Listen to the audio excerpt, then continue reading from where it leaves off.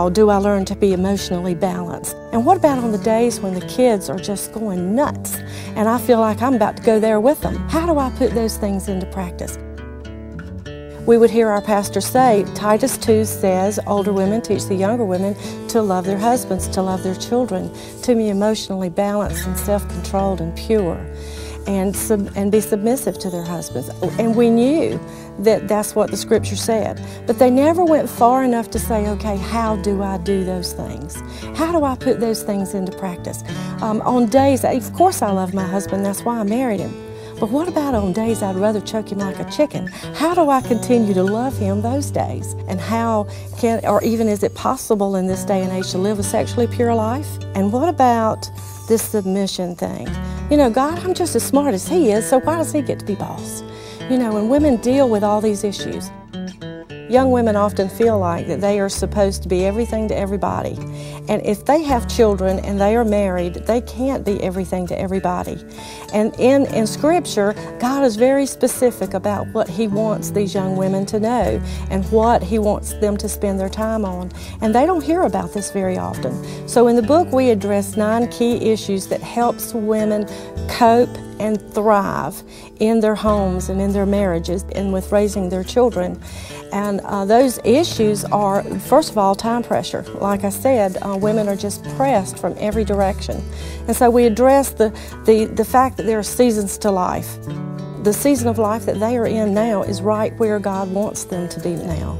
And he's very aware of those pressures. And so it teaches them to deal with that and to be able to cope with it. And the second thing it does is it helps them take care of any issues they have left from their past. If they have issues where they have been hurt deeply by someone else or made mistakes of their own that has caused a lot of heartache for them, they're able to address those and accept Christ's forgiveness and then move on. And they don't have to live with the negative emotion day to day from their past, that they can be free from that. And that's what Jesus came for, is for them to be free from that. After those first 2 lessons, we pick up with Titus 2, because there are 7 key principles right from Titus 2. I think it's the most condensed part of Scripture specifically meant for women. I find it interesting that when I was a young woman myself, I was a brand new Christian. And I wanted desperately to know how to be what God wanted me to be. As a matter of fact, my question to the Lord was, what do you want from me anyway? You know, maybe that's not the way we're supposed to term it, but I termed it in the only way I knew how.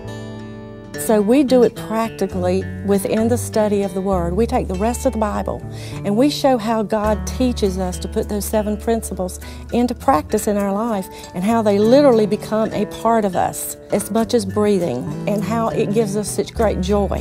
One of the directives he gives us as women is love your children. And when I saw that, well, yes, of course we'll love our children. I mean, that's natural. Mothers are going to love their children. But then when you get into the Word and you understand what he means by love, what we address is the issue of how mom can organize her home. We really try to make her understand that she is the CEO of that home. God appointed her to be the keeper of the home. That's where zookeepers comes from, because most of our homes are zoos. So we're zookeepers. We also address the issues of grazing through the carpet to find a snack. You know, that's the way many moms feel, you know, that they're so harried trying to keep the houses done, and especially if they work outside the home. We talk about how when they first met their husband, how they were just blown away by this good-looking hunk that they had met. How much they lifted him up and just thought he was the greatest thing in the whole wide world. And then sometimes after they get married and they have children, they start nitpicking to death. And I say they, I'm sure I did some of that too, and I had to learn not to do that too. I had to learn and to remember that I had a good man, and that he had faults, absolutely, but so does his wife. And that if I would look at his strengths rather than his weaknesses, that it would make our marriage better. One person has to be the head of the home. God appointed the man that position, not because he's smarter or sharper than women, but because somebody has to be the head of the home. And God appointed that to be the man. It doesn't mean that she's any less smart or any less sharp. When we can't support the plan, we still support the man. And if we can at least do that, even when we disagree, we're honoring God and His Word, and He will make things all right. The biggest thing I want women to understand when they look at this study or decide whether or not to come to this study is that God wants to meet them right where they are, not where somebody else thinks that they should be.